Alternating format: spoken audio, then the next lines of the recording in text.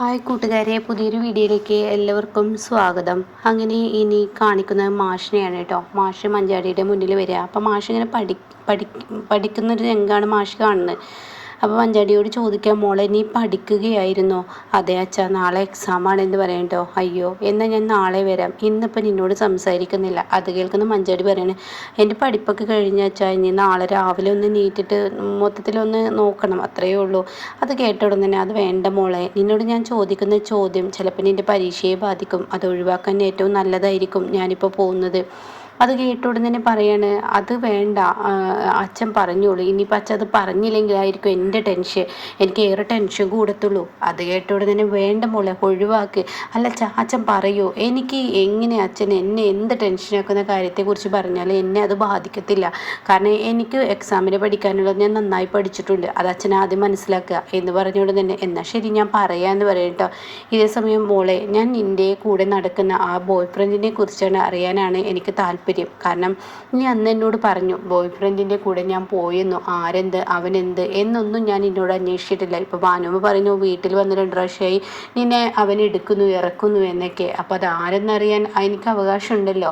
തീർച്ചയായും അച്ഛനത് അവകാശമുണ്ട്. എന്നാൽ അച്ഛൻ പേടിക്കുന്നത് പോലെയുള്ള ഒരു ബന്ധമൊന്നും ഞങ്ങൾക്കിടയിലില്ല. അതാണ് ആകാശ് മേനോൻ. കാരണം ഞാൻ അങ്ങനെ ഒരു ബന്ധം തിരഞ്ഞെടുത്ത് എന്താണെന്നറിയോ? ഗോകുൽ വീണ്ടും എന്നെ അന്വേഷിച്ചും എന്നെ പ്രണയിക്കാൻ വേണ്ടി വീണ്ടും ഗോകുൽ എത്തുന്നു, അങ്ങനെ ഒരു തോന്നലും. മാത്രമല്ല എല്ലാവരും എന്നിലോട്ട് അവനെ വീണ്ടും അങ്ങ് കെട്ടിച്ചു കൊടുക്കാനുള്ള ഒരു ലക്ഷ്യമുള്ളതുപോലെ. മാത്രമല്ല അച്ഛന് സച്ചി സാറെ കാണാൻ വേണ്ടി പോയപ്പോൾ എനിക്ക് അങ്ങനെയൊക്കെ തോന്നിയെന്ന് പറയാം കേട്ടോ. ഇത് കേട്ടോടെ തന്നെ, അയ്യോ മോളെ, അങ്ങനെയൊന്നും ഈ അച്ഛൻ ഒരിക്കലും നിന്നെ ചെയ്യില്ല. കാരണം നിനക്ക് ഇഷ്ടപ്പെട്ട ബന്ധത്തിലോട്ട് ഇനി ഞാൻ പോകത്തുള്ളൂ. ഒരു പ്രാവശ്യം അച്ഛൻ നീ അവനുമായി ബന്ധം ഉറപ്പിച്ചെന്ന് കരുതി വീണ്ടും അവൻ്റെ വീട്ടുകാർക്ക് അങ്ങനെ ഒരു ആഗ്രഹം ഉണ്ടായിരിക്കും. പക്ഷേ ഈ അച്ഛൻ നിന്നോട് ചോദിച്ചിട്ടേ നിൻ്റെ വിവാഹം നടത്തിയിട്ടുള്ളൂ. അത് ഉറപ്പുള്ള കാര്യമാണ്, അത് ഞാൻ നിനക്ക് തരുന്ന ഉറപ്പ്. അപ്പം എന്നാൽ അച്ഛൻ പേടിക്കണ്ട. 3 പ്രാവശ്യം ഞാൻ അവൻ്റെ ബൈക്കിൽ പോയത് വെറുതെ ഒന്നല്ല, ഒരു മട്ടൻ ബിരിയാണിക്ക് വേണ്ടിയാണ്. അവന് മട്ടൻ ബിരിയാണി മേടിച്ചു കൊടുക്കണം, അവന് ഓക്കെ, ഞാൻ 3 മട്ടൻ ബിരിയാണിയുടെ ക്യാഷ് അങ്ങ് പോവും, അത്രയേ ഉള്ളൂ. എന്നാലും ഞാൻ വേറൊരു ബന്ധത്തിലോട്ട് പോയി എന്ന് മറ്റുള്ളവർക്ക് തോന്നിക്കഴിഞ്ഞാൽ എന്നെ ഇനി ഗോകുലുമായി പിടിച്ച് കെട്ടിക്കില്ലല്ലോ എന്ന് പറയാം കേട്ടോ. മോളെ, ഇങ്ങനെയൊന്നും ആരുമായി ഒരു ബന്ധം കൂടാനോ മറ്റുള്ളവർക്ക് പറഞ്ഞു ചിരിക്കാനോ ഒരവസരം ഇനി ഉണ്ടാവേണ്ട. എന്തായാലും അച്ഛന് ഒരു വാക്ക് തരുന്നു, നീ എന്തായാലും നിൻ്റെ ഇഷ്ടത്തിനനുസരിച്ചൊരു വിവാഹം ഞാൻ ഇനി ചെയ്യുള്ളൂ എന്ന്. അത് നീ ഉറപ്പുള്ള വാക്കാണ്. ഇനി ഗോകുലുമായി ഒരു ബന്ധത്തിലോട്ട് ഞാൻ പോകുന്നില്ല. അപ്പം അത് കേട്ട ഉടനെ തന്നെ മഞ്ചടി പറയാണ്, ശരി അച്ഛാ, എനിക്കെൻ്റെ പഠനം അതാണിപ്പോൾ എൻ്റെ വലിയൊരു ആഗ്രഹം, അത് ഞാൻ നടത്തിക്കോളാം എന്ന് പറയാം കേട്ടോ. ഇതേ സമയം ചീരുവിനെയാണ് കാണിക്കുന്നത്. ചീരു തൻ്റെ കുഞ്ഞിനെയും കൊഞ്ചിച്ചിങ്ങനെ ഇരിക്കുന്ന സമയത്ത് ദയാങ്കോട്ടേക്ക് വരികയാണ്. നീ ശബരി വരുമെന്ന് കരുതിയാണോ ഡ്രസ്സൊക്കെ മാറ്റിയിരിക്കുന്നത്? അതെ, ശബരിയായിട്ട് എപ്പോൾ വരും? വന്നാൽ പിന്നെ വെറുതെ ഇവിടെ പിടിച്ച് നിർത്തണ്ടല്ലോ, കാര്യങ്ങൾ വേഗം നടത്തണം.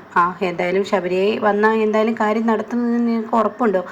എനിക്കെന്തായാലും ഉറപ്പുണ്ട്. അപ്പോൾ ചിരി പറയണേ, ഇനിയിപ്പോൾ നിൻ്റെ മനസ്സ് മാറുകയാണോ എനിക്ക് പേടിയുള്ളൂ എന്നിങ്ങനെ ദയോട് പറയുമ്പോൾ ദയ പറയണേ, ഇല്ലല്ല, എൻ്റെ മനസ്സ് മാറില്ല, ഒരിക്കലും ഞാൻ മാറത്തുമില്ല. ഞാൻ എന്തായാലും ഈ ഒരു കാര്യത്തിന് ഇറങ്ങി പുറപ്പെട്ടത് തന്നെ എന്നിങ്ങനെ പറയുന്നുണ്ട് കേട്ടോ. അപ്പോഴാണ് അമ്പിളി ആർച്ചയും ഭദ്രയെയും തൂക്കി പിടിച്ച് കൊണ്ടുവരുന്നത്. ഇവറ്റങ്ങളെ നീ നിൻ്റെ റൂമിൽ വെച്ചേക്ക്, ലച്ചുമോൾക്ക് പനിയാണ്, ഇനി ഇവരവിടെ കിടന്ന് ലച്ചുമോളുമായി കമ്പനി അടിച്ച് കളിക്കുക എന്തെങ്കിലുമൊക്കെ ചെയ്ത് കഴിഞ്ഞാൽ കുഞ്ഞുങ്ങൾക്ക് പനി പിടിക്കും, അപ്പോൾ അത് വേണ്ട, ഇവിടെ ഇരുന്നോട്ടെ എന്നൊക്കെ പറയണം. അയ്യോ, ലച്ചുവിന് പനിയോ? അതെ, ലച്ചുവിന് പനി. എന്നിട്ട് ലച്ചു എവിടെ? രഘുവേട്ടൻ്റെ അടുത്തുണ്ടെന്ന് പറയുന്നത് കേട്ടോ.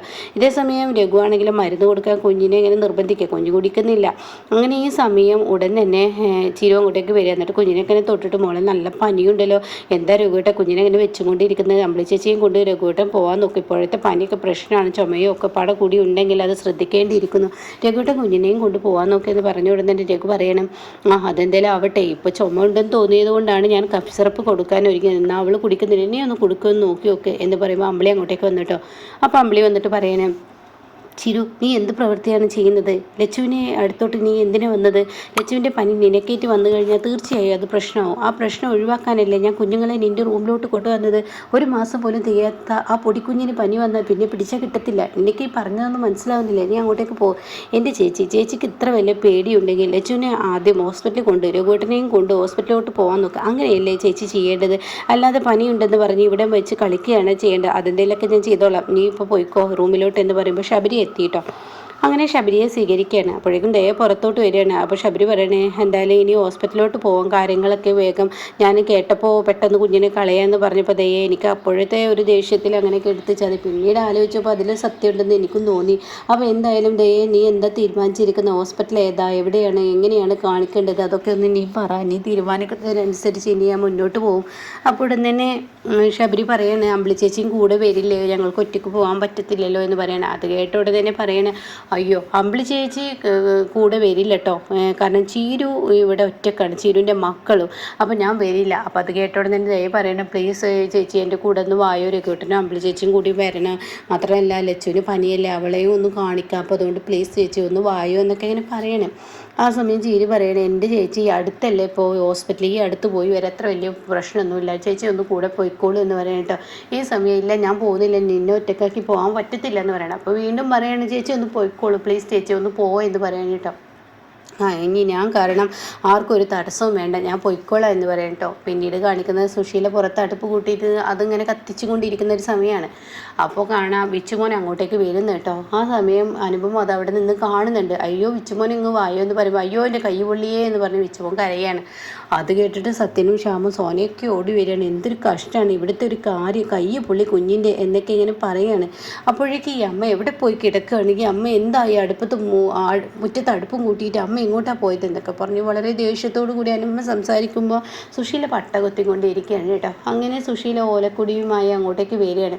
അങ്ങനെ ഈ വന്ന ഉടൻ തന്നെ സത്യനെ നിങ്ങൾക്ക് ദേഷ്യം പിടിക്കേണ്ടത് എന്താണ് നിങ്ങൾ ഈ കാണിച്ചു വെച്ചിരിക്കുന്നത്, നിങ്ങളോട് ഞാൻ പറഞ്ഞതല്ലേ അടുപ്പ് ഉമ്മറത്ത് കൂട്ടേണ്ടതെന്ന്. അപ്പോഴേക്കും ശ്യാമിൻ്റെ ദേഷ്യം പിടിക്കുകയാണ്. ഇതിപ്പോൾ ശ്യാമമോൾക്കും ഇങ്ങനെ അപകടം വരുമല്ലോ, ശ്യാമമോൾക്ക് വരുമെങ്കിൽ നീ നിൻ്റെ കുഞ്ഞിനെയും കൊണ്ട് ഇവിടെ നിന്ന് അങ്ങ് പോയിക്കോ, കാര്യങ്ങൾ കഴിഞ്ഞു എന്ന് പറഞ്ഞിട്ടോ. ഇത് കേൾക്കുന്ന സത്യനങ്ങ് ദേഷ്യം പിടിക്കണം, ആളുകളെ കൊണ്ട് ഓരോന്ന് പറയിപ്പിക്കാൻ വേണ്ടി ഓരോന്ന് ചെയ്യുന്നതെന്ന് പറഞ്ഞിട്ട് അവിടെ ഇരിക്കുന്ന ഒരു മടക്കനയുടെ തണ്ടെടുത്ത് അടുപ്പിലോട്ട് വെള്ളം ഒഴിച്ച് പിന്നീട് ആ ചോറൊക്കെ തട്ടി മാറ്റാണ് കേട്ടോ. ഇതോടുകൂടി അയ്യോ എൻ്റെ ചോറ്, അങ്ങനെ ഇനി നിങ്ങളിവിടെ അടുപ്പത്ത് കൂട്ടി വെക്കുക, അപ്പോൾ ഞങ്ങളുടെ സ്വഭാവം അറിയാം, നിങ്ങൾക്കുള്ള 3 നേരത്തെ ഭക്ഷണം ഞങ്ങൾ തന്നിരിക്കും, ഇനി മേലല്ല ഇങ്ങനെയുള്ള പ്രവൃത്തി ചെയ്താലുണ്ടല്ലോ നീ എന്ത് ചെയ്യട്ടോ എന്ന് പറഞ്ഞിട്ട് സുശീല നേരെ ഈ പറയുന്ന സത്യൻ്റെ അരികിലോട്ട് ചെല്ലാണ് കേട്ടോ. അപ്പോഴേക്കും എല്ലാവരും സത്യനെ പിടിച്ച് മാറ്റുകയാണ്. സത്യം എന്തും ചെയ്യാനുള്ള അത്രയും ദേഷ്യത്തോടു കൂടിയാണ് നിൽക്കുന്നത്. അങ്ങനെ ഇവരെല്ലാവരും അകത്തോട്ട് പോകുമ്പോൾ സുശീല അയ്യോ എന്തൊരു കഷ്ടമാണ് എൻ്റെ ഒരു വിധി എന്ന് പറയുന്നുണ്ട്. ചോറൊക്കെ ആകെ പറന്ന് കിടക്കുന്നുണ്ട് കേട്ടോ. ഇതേ സമയം ഇങ്ങനെ കാണിക്കുന്നത് ഇന്ദ്രനെയാണ്. ഇന്ദ്രൻ കുളി കഴിഞ്ഞ് വരുമ്പോൾ ഇന്ദ്രട്ട് ആ കുഞ്ഞിൻ്റെ കൈ പൊള്ളി. എന്നിട്ട് എന്താ ഉണ്ടായത്, അമ്മ മുറ്റത്ത് അടുപ്പ് കൂട്ടിയത് കൊണ്ട് ഞാൻ അവരെ ഉണ്ടല്ലോ എന്ന് പറഞ്ഞ് ഇന്ദ്രൻ ഒരുങ്ങണം. അതൊന്നും വേണ്ട, ഇനി ഇന്ദ്രേട്ടൻ എങ്ങോട്ടൊക്കെ പോവുകയും ചെയ്യുമെന്ന് വേണ്ട, സത്യനെല്ലാം ചെയ്തു, എന്ത് ചെയ്തു, അമ്മ വെച്ചുണ്ടാക്കിയ ഭക്ഷണമൊക്കെ തട്ടിത്തെറിപ്പിച്ചു എന്ന് പറയട്ടെ. ഇത് കേൾക്കുന്ന ഇന്ദ്രൻ്റെ മനസ്സലിഞ്ഞ്. അത് കേട്ട ഉടൻ തന്നെ ഇന്ദ്രൻ്റെ മുഖം ഒരു ജാതിയെന്ന് കാണുമ്പോൾ അനുപം പറയണം ഇപ്പോൾ കണ്ടില്ലേ ഇന്ദ്രേട്ടൻ്റെ മുഖം ഒരു മാതിരി ആയല്ലോ, അപ്പോൾ അതുകൊണ്ട് ഇന്ദ്രേട്ടൻ അങ്ങോട്ട് പോകണ്ട, ഇപ്പോൾ അമ്മയാണെങ്കിൽ ഓസ്കാർ അഭിനയം അവിടെ നടത്തും, അതുകൊണ്ട് ഇന്ദ്രേട്ടൻ വീഴുകയും ചെയ്യും, അപ്പോൾ അതുകൊണ്ട് അങ്ങോട്ടേക്ക് ഇപ്പോൾ ഇന്ദ്രേട്ടൻ പോകണ്ട, സത്യം ചെയ്തിരിക്കുന്നു എന്ന് പറയാം കേട്ടോ. ഇനി ഇതിനെന്താ പ്രതിവിധി, നാട്ടുകാർ ഇതുപോലെ പറയും അമ്മ പുറത്ത് ഭക്ഷണം ഉണ്ടാക്കി കഴിഞ്ഞത് വലിയ പ്രശ്നമാണ്, ഇതൊന്നും അവസാനിക്കണ്ടേ, എന്താ നീ പറയുന്നത്, അവസാനിപ്പിക്കേണ്ട സമയമായിരിക്കുന്നു എന്നിങ്ങനെ ഇന്ദ്രൻ പറയുമ്പോൾ ഉടനെ തന്നെ അനുഭവം പറയണേ നമുക്ക് എല്ലാവർക്കും കൂടി അവരോട് ചെന്നിട്ട് പറയാം ഭക്ഷണം ഞങ്ങൾക്ക് ഉള്ളിൽ നിന്ന് തരാം എന്നുള്ള ആ തീരുമാനത്തിലോട്ട് പോകാമെന്ന് പറയണ. എന്നാൽ ശരി ആയിക്കോട്ടെ എന്ന് പറയണേ. വിച്ചുമോനെ കുഴപ്പമൊന്നുമില്ലല്ലോ, ഇല്ല കുഴപ്പമൊന്നുമില്ല എന്ന് പറയണേ. പിന്നീട് കാണിക്കുന്നത് അവിടോട്ട് ഹർഷയെ വിളിച്ച് വരുത്തിയിരിക്കുകയാണ്. ഹർഷ വന്നിരിക്കുകയാണ്. അപ്പോൾ ഹർഷയെ കാണുമ്പോൾ സുശീല ഒന്നൊന്നര അഭിനയം, അയ്യോ എനിക്ക് ചോറ് വെക്കാനും കൂടി ഭാഗമില്ല ഹർഷ, എൻ്റെ ഒരു അവസ്ഥ നോക്കുക, എനിക്ക് എൻ്റെ മക്കൾ തിന്നാനും തരുന്നില്ല, എന്നാൽ ഞാൻ അടുപ്പ് മുറ്റത്ത് കൂട്ടിയപ്പോൾ ഇവർക്കത് പറ്റത്തില്ല, എൻ്റെ ഭക്ഷണമൊക്കെ നോക്കുക എന്ന് പറഞ്ഞിട്ട് ഹർഷയുടെ മുന്നിൽ കരയുമ്പോൾ ഹർഷ പറയുന്നത് എന്തൊരു വിധിയാണ് എൻ്റെ സുശീലാൻ്റി, നിങ്ങൾ എന്തിനാണ് ഇങ്ങനെയൊക്കെ കിടന്ന് അനുഭവിക്കേണ്ട ആവശ്യത, നിങ്ങളുടെ വീടല്ലേ എന്നൊക്കെ പറയുമ്പോൾ സത്യനും ശ്യാമും സോന ഇതൊക്കെ കേട്ട് വന്നിട്ട്. അപ്പോഴേക്കും സത്യം വന്നിട്ട് പറയും നിന്നോട് ആരോട് ഇങ്ങോട്ടേക്ക് വരാൻ പറഞ്ഞത്, അതെ എന്നോട് പറഞ്ഞത് സുശീലാൻ്റിയാണ്, സുശീലാൻ്റി ഉള്ളിടത്തോളം ഞാൻ ഇങ്ങോട്ടേക്ക് വരും, ആൻറ്റി എന്നോട് വരാൻ പറഞ്ഞാൽ ഞാൻ വരും, ഇത് സുശീലാൻ്റിയുടെ വീടല്ലേ. അപ്പോൾ സത്യം പറഞ്ഞാൽ ആരടി പറഞ്ഞത്, ഇത് ഞങ്ങളുടെ കൂടി വീടാണ്, അല്ലാതെ സുശീലാൻ്റിയുടെ മാത്രം വീടല്ല, ഇത് ഞങ്ങളുടെ വീട്ടിൽ ആര് വരണ്ട എന്നൊക്കെ തീരുമാനിക്കുന്നത് ഞാനാണ് എന്നൊക്കെ ഇങ്ങനെ പറയണം. അത് നീ ആയാൽ പോരല്ലോ, സുശീലാൻ്റി പറയട്ടെ എന്നോട് ഇവിടെ നിന്ന് പോവാൻ, സുശീലാൻ്റിയെ ജാമ്യത്തിൽ ഇറക്കിയത് ഞാനാണെങ്കിൽ സുശീലാൻ്റിയുടെ കാര്യങ്ങൾക്കൊക്കെ എനിക്ക് ഉത്തരവാദിത്തമുണ്ട്. അപ്പോഴേക്കും ഇന്ദ്രനും അതുപോലെ അനുപമ അങ്ങോട്ടേക്ക് എത്തി കേട്ടോ. എന്നിട്ട് പറയണേ എന്ത് ഉത്തരവാദിത്തടി നിനക്കുള്ളത്, ജാമ്യത്തിൽ ഇറക്കിയത് എന്ന് വെച്ചിട്ട് നീ ഇങ്ങനെയൊക്കെ കാട്ടിക്കൂട്ടണം. പിന്നെ എന്നാൽ നിങ്ങൾ മക്കൾക്ക് ഇറക്കായിരുന്നില്ല, എന്നാൽ ഈ പ്രശ്നം ഉണ്ടായിരുന്നില്ല, ഞാൻ ഇറക്കിയത് കൊണ്ട് ഞാനിവിടെ വരും പോവും എന്നൊക്കെ ഇങ്ങനെ പറയണം കേട്ടോ. ആ സമയം ഉടൻ തന്നെ ഇത് കേൾക്കുമ്പോൾ ദേഷ്യം പിടിക്കുകയാണ് സത്യൻ. അപ്പോൾ സത്യം ഒന്നോ രണ്ടോ ഒക്കെ അങ്ങനെ പറയുമ്പോൾ ഉടൻ തന്നെ നീ ഇറക്കിയെങ്കിൽ നീ ഇറക്കിയ പാട് നീ അങ്ങ് പോയിക്കോ, അതിൽ ഈ വീട്ടിലെ ആളുകളുടെ ഒത്താശയോട് കൂടിയാണല്ലോ ഞാൻ സുശീലാൻ്റെ ഇറക്കിയത്. അപ്പോഴേക്കും ഇന്ദ്രൻ്റെ മുഖം ഇങ്ങനെ മാറി മറിയാണ് കേട്ടോ. അപ്പോൾ ഈ സമയം ഇങ്ങനെ ശ്രദ്ധിക്കുന്നുണ്ട് അനുപമ.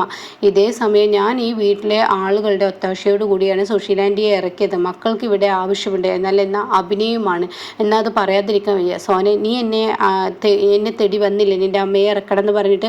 അത് കേട്ട ഉടനെ സോന പറയുന്നത് ഞാൻ തേടി വന്നു എന്നുള്ളത് സത്യമാണ്, പക്ഷേ നിങ്ങളല്ലേ എൻ്റെ അമ്മയെ ജയിലിൽ കൊണ്ടാക്കാൻ കാരണക്കാരിയായത്. അപ്പം അങ്ങനെയുള്ള എൻ്റെ അമ്മയെ പുറത്തിറക്കണം എന്നുള്ളത് നിങ്ങളോട് പറയേണ്ട അവകാശം എനിക്കുണ്ടല്ലോ, കയറ്റിയാൽ മാത്രം പോരല്ലോ ഇറക്കാനോ, അങ്ങനെ പറഞ്ഞ് സോന കൈയൊഴിയാണ് കേട്ടോ. ഓഹോ, അപ്പം നീ അങ്ങനെ കൈയൊഴിഞ്ഞെങ്കിൽ ഞാൻ വേറൊരു കാര്യം പറയാം. എനിക്ക് ഈ വീട്ടിൽ നിന്ന് ഒത്താശ ചെയ്ത ഒരാളുണ്ട്, അതായത് വക്കീൽ വീസും സുശീലാൻ്റിയെ പുറത്തിറക്കാനുള്ള നടപടികളും എല്ലാം ചെയ്തു തന്ന ഒരാളുണ്ട്. ആരാണെന്ന് ഞാൻ വ്യക്തമായി പറയണ്ടല്ലോ എന്ന് പറയുമ്പോൾ ഇന്ദ്രൻ്റെ മുഖത്തോട്ട് അനുഭവം ഇങ്ങനെ നോക്കുന്നുണ്ട് കേട്ടോ. അപ്പോൾ ഇങ്ങനെയുള്ള ഒരു സീനിലാണ് ഇപ്പോൾ എപ്പിസോഡ് നിർത്തിയിരിക്കുന്നത് കേട്ടോ.